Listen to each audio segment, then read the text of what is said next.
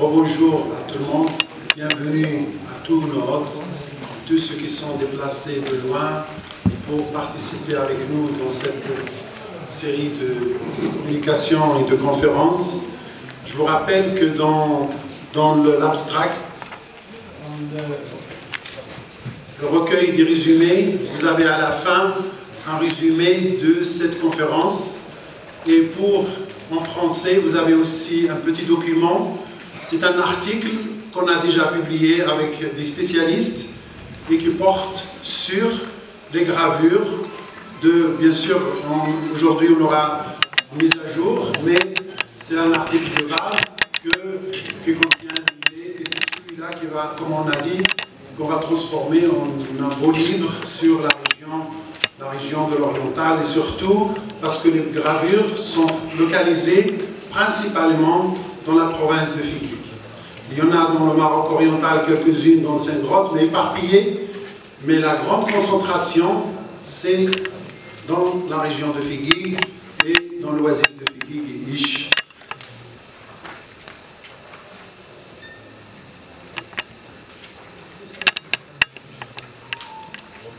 Voilà le titre, c'est la région de l'Oriental. Donc ça, une petite présentation sur l'Oriental, c'est que l'Oriental fait 90 000 km², mais la région de Fiqig elle fait 55 000 km². Donc toute cette région-là, on a essayé de prospecter, et avec le directeur actuel du centre de l'art rupestre, donc on va organiser des missions pour chercher, parce que chaque fois, l'association qu'on a décorée tout à l'heure, elle a découvert 2 nouveaux sites qu'on ne connaît pas encore, donc on va essayer. Donc vous voyez que même s'il y a encore des sites qui ont découvert, mais il y a encore d'autres à découvrir et à protéger.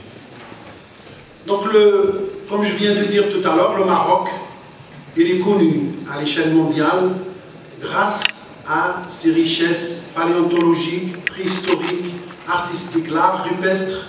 Donc c'est une des régions de l'Afrique. Donc vous voyez les principales régions de l'Afrique, il y a l'Afrique de l'Est, l'Afrique du Sud, mais l'Afrique du Nord est très riche, y compris donc les régions du Maroc, où il y a les grandes concentrations. Donc vous voyez ici, donc, je fais juste une introduction pour ceux qui ne connaissent pas la préhistoire du Maroc. Donc ici, vous regardez, le Maroc est un pays qui a offert des sites archéologiques. Et nous, en archéologie, quand on découvre des restes humains, c'est l'idéal. Donc ça, le Maroc, comme je viens de dire tout à l'heure, grâce à la découverte de Jebel Oud, il était découvert depuis 1960, mais la nouvelle redécouverte actuelle, donc nous avons ici l'honneur parmi nous de Sibn Saad, qui est le co-découvreur. Donc elle a été décorée même par Sa Majesté le Roi pour cette découverte qui donne l'Isha'a, donc pour le Maroc. Donc vous voyez la forte concentration des restes, et on a des occupations humaines très anciennes, des civilisations depuis le paléolithique inférieur, moyen, supérieur. Donc ce qui montre, et ça s'applique aussi à la région de Fiqig. Ça c'est le Maroc en général, mais ça s'applique. Donc ça, on aura l'occasion parce qu'on va valoriser, et je tiens toujours, si on peut faire une structure ici, musée, centre d'interprétation, ça sera l'idéal pour la région de Fiqig. Donc j'appelle les Fiqigis et tous ceux qui aiment l'art, la préhistoire, qu'on laisse une trace pour la ville de Fiqig. On aura un musée, on aura un centre d'interprétation, s'il y a quelqu'un qui est là. Et à partir de ce musée, on pourrait organiser des visites vers ici. Donc ça, c'est mon rêve, mon souhait, un rêve aussi. Donc ça. Voilà le Maroc, c'est un carrefour. Donc il y a des espèces qui viennent de toutes sortes. Donc là, il a une position stratégique. Pourquoi cette richesse? Cette richesse vient de sa position stratégique. Bien sûr, il est à côté de la mer, il est proche de l'Europe et du Sahara. Donc ces influences, toutes ces flèches montrent les immigrations, que ce soit, moi je suis paléontologue, je travaille sur les faunes, pour connaître la richesse de ces faunes, ils ont une origine qui vient, et ces faunes-là, on les trouve dans les gravures. Alors ils nous donnent une histoire de cette région. Si on trouve un rhinocéros, les hommes préhistoriques, ils ont dessiné un rhinocéros, c'est qu'il y a une signification. Des fois, ils nous donnent un âge. Quand est-ce que les rhinocéros se sont éteints dans cette région? Parce que l'homme préhistorique, comme on a dit tout à l'heure, c'est qu'il a laissé, il a copié ou il a transmis fidèlement son environnement. Il vivait dans un environnement et qu'il a essayé de reproduire. Donc on va faire l'inventaire, par exemple, de la faune préhistorique à partir des espèces qu'on découvre, c'est sûr, mais quand on a aussi un complément d'information, ça vient aussi de l'art rupestre, donc le sujet de notre intervention aujourd'hui.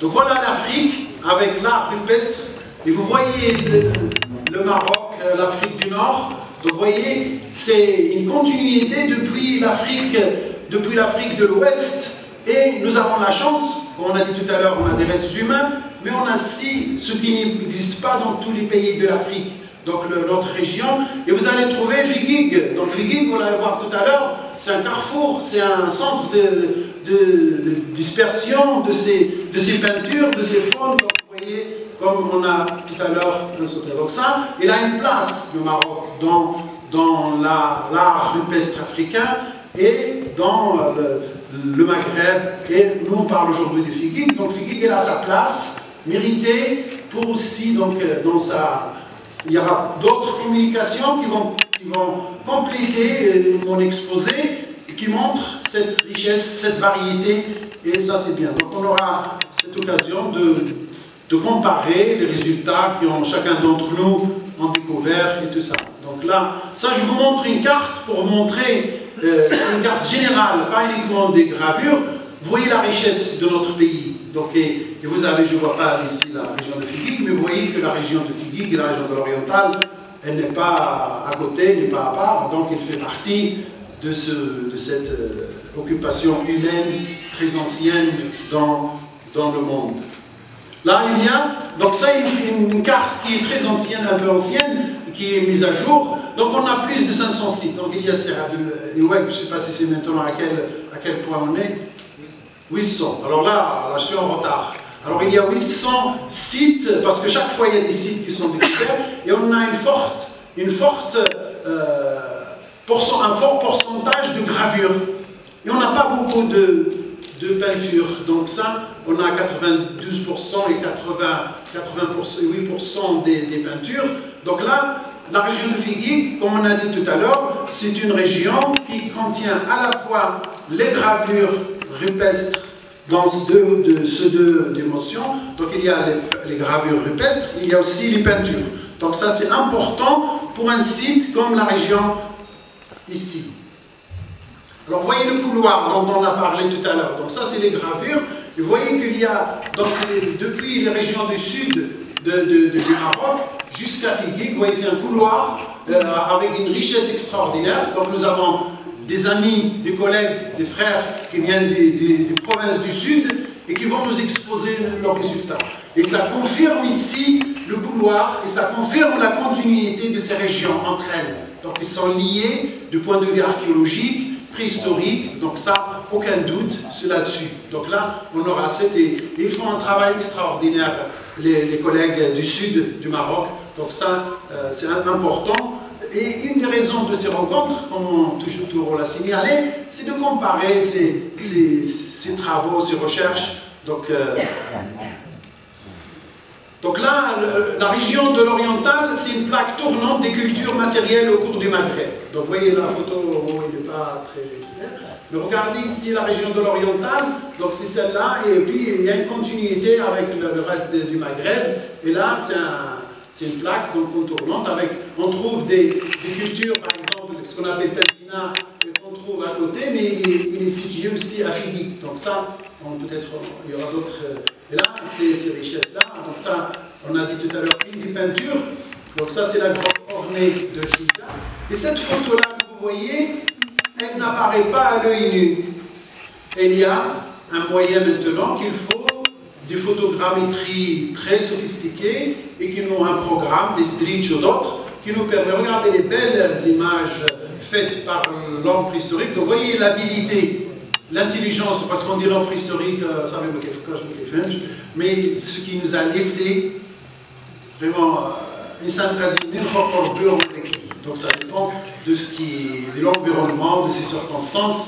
Donc ça, il y a un chef-d'œuvre. Donc il y a, si vous cherchez les peintures dans d'autres coins du monde, c'est l'équivalent de Léonard de Vinci ou même plus, parce que ça date, il y en a qui datent de 23 000, 15 000, donc ils ont et c'est impressionnant. Donc ce qu'on a vu, tout ça, si vous allez les voir, ce que je vais vous présenter ici, pour ceux qui ont la possibilité d'y participer pour le samedi, donc on aura l'occasion de les voir sur place, c'est encore mieux que sur des images.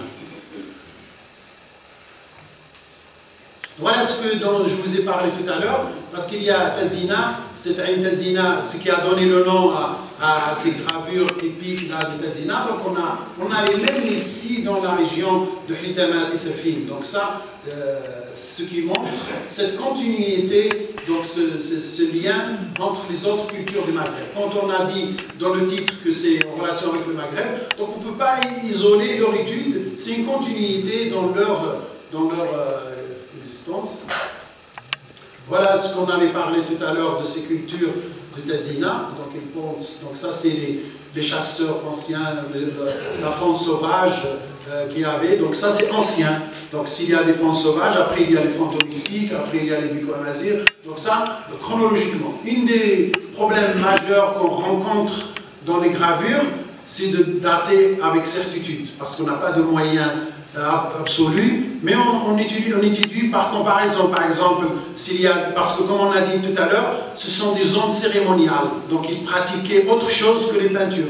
Donc on pourrait compléter les objets qu'on peut dater avec les objets qu'on ne peut pas dater. Par contre, les peintures, il y aura même des exposés ici au cours de ces journées qui nous montrent comment on peut dater, parce que c'est important pour nous. Quel âge? 20 000, 2000, 4000, donc c'est important. Donc ça, quand on a une technique, les physiciens qui sont là, on leur dit toujours que vous nous apportez, parce qu'il faut une étude pluridisciplinaire. On a des physiciens, on a des chimistes qui nous préparent la matière pour arriver à une datation. Donc il y a